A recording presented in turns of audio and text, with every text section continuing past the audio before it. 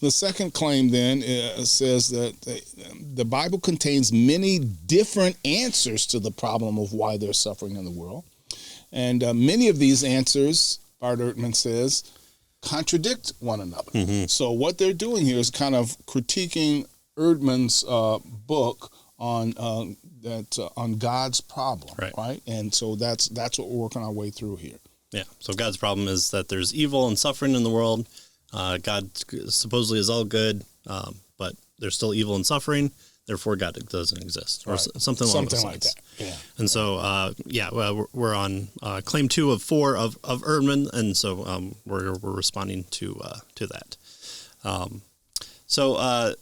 In God's Problem, Ehrman surveys the various books and genres in search of their explanation for suffering. He finds that the Bible offers these 5 kind of main argumentations for why there's suffering, why there's evil in the world. And so he talks about suffering comes from God as a punishment against sin, and he calls this kind of the classical view. I don't know if that's quite the classical view, but that's what he calls it. So So the reason why we suffer is because we have sinned. Boom. Right? That's it. So you've done something wrong, and now you're paying for it. Maybe it's the one most popularized. Suffering as a result of human beings sinning against the other human beings. So I hurt you, you hurt me, bad thing. That's okay. Right. So me hurting you caused you to suffer, and so that's the cause of suffering. Yeah, that's the bad. You caused me suffering. Yeah. Right. But if we fight each other and you knock me out and you win a bunch of money, but I bet on you to knock me out, then suffering is good. Yeah. It's fine. It's fine then. Third is suffering is redemptive. In other words, suffering exists in order for God to bring about a good that would not have been possible without evil. Okay. Very interesting. I would say that's a classical view as well. I would say so too. I mean, the cross seems to be kind of central to Christianity. Yeah. I'm no expert in Christianity except for I claim to be one. Suffering is a test of faith. God uses suffering to see who will serve him and believe him despite their circumstances. I remember a few books of the Bible talking about that as well. And then the fifth one of why there is suffering at times is mysterious. Ooh, we're going to be Lutherans in our... No, I'm sorry to all our Lutheran friends. So many times God doesn't give us the exact reasons we suffer, but expects us to trust him. Yeah. So, the Bible isn't all-encompassing. It's not 4 million pages, critiques, understanding, syllogisms. That's right. We got to keep this as short as we can and still, have it be legible. It's not maybe.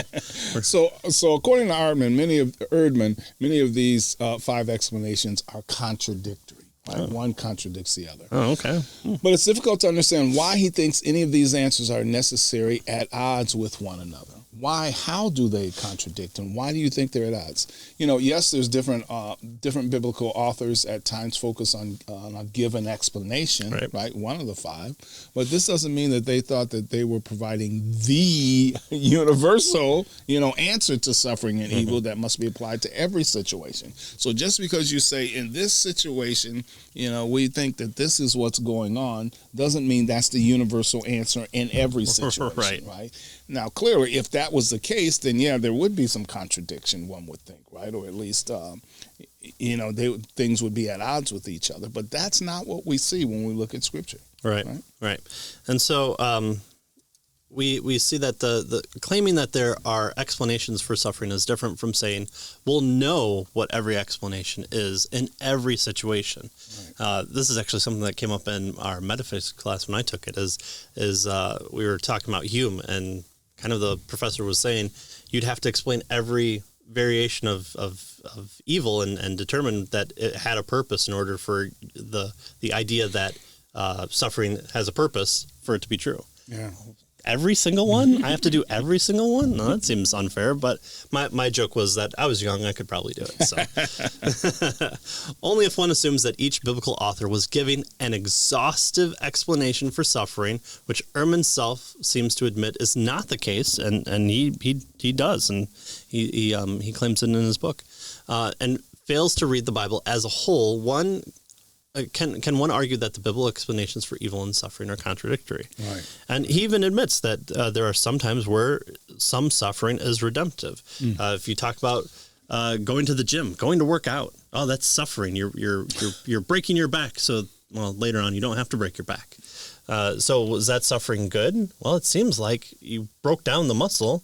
That's not something your body wanted to do, and then it built it back up stronger, tougher. Yeah. Oh, well, suffering, evil? I don't know. Yeah. So, since he gives little attention to explain why he believes these explanations are contradictory, the real problem for Ehrman is not that there are contradictory explanations, but that he doesn't like the explanations that the Bible gives. Right.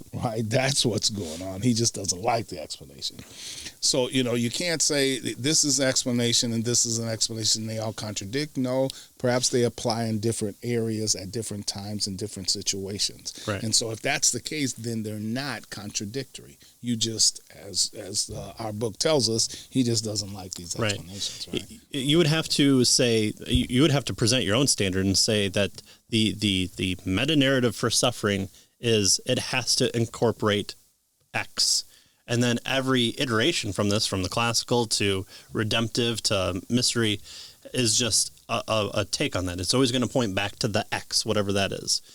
But to assume that is to assume there's suffering and evil, and that you know the standard. If you know the answer to it, then present it, and we can tell if it's if the subunits are contradictory to the main one. Exactly. That would be the interesting thing. And so 2 and 3 kind of meld together here a little bit. And so the third claim is that the Bible's explanation for suffering and evil are not satisfying. I don't like it. That's right. Well, okay. I mean, that could be the case is, if we're talking about developing societal change by implementing the internet. And I say, well, is there any problem to that? And you say, well, there are going to be more computers in the world. Well, that's not really satisfying of an explanation. Maybe that you can kind of say, I don't like that explanation because it doesn't give me enough. But I'm actually modifying the I don't like it because I'm saying it doesn't give me enough. That would be a better critique than I don't like it. Yeah. So Ehrman doesn't deny that the Bible provides explanations for evil and suffering. He just doesn't care for the explanations that the scriptures give, right? He just doesn't like them.